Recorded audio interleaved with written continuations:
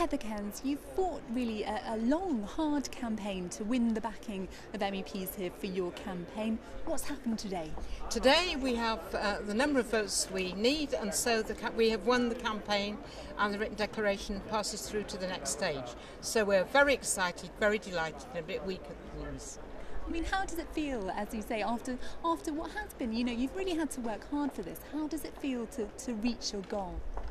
Absolutely right at the top, excellent. But it's due to teamwork from a great number of people, from Eilidh Cairns, who've come in and supported us, from our MEP, who's given us great support, and many, many other people who we've emailed. My daughter emailed 800 people on one occasion, and that is what has borne fruit. It's the actual hard work of each individual person who's been associated with our daughter.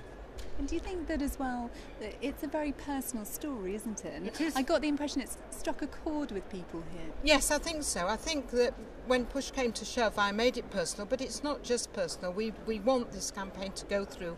We want to raise the profile of the danger of the conflict between lorries and cyclists. And we want to not only protect the cyclists, which is our main aim, but we also want to protect the drivers. No driver wants to be in the position where he's killed somebody. So it's a two-pronged approach.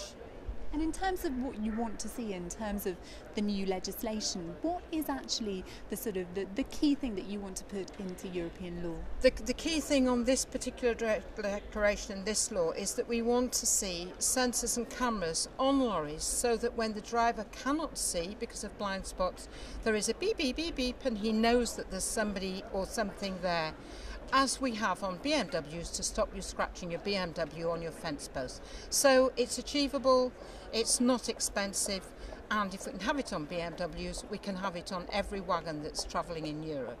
And do you think that's also why you've been able to get the necessary number of signatures? Because you've been able to demonstrate that it is doable, and as you say, it's already on cars? Yes, it's interesting that initially we were asked about price quite a lot. Today we haven't been asked about price at all. So it rolls on and people get used to the idea that this is in front of them.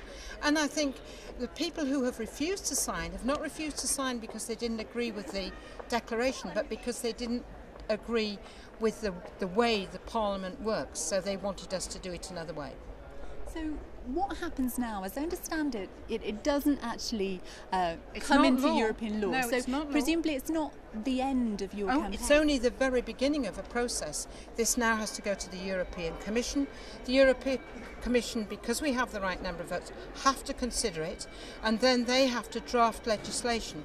That legislation then, as I understand it, and I may be incorrect, has to come back to the European Parliament in order to be passed. So it is only the first step of a very long road, which we shall be pursuing and watching all the way. I mean, that was the next question, really.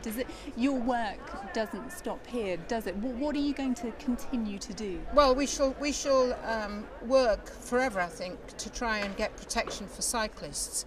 Boris Johnson is very keen for everybody to cycle to work, but Boris Johnson must make sure our cyclists are safe. So, right at the bottom of my heart, I want to see separation of lorries and cyclists, particularly in London, by time or by distance, to be in a different place or to be there at a different time.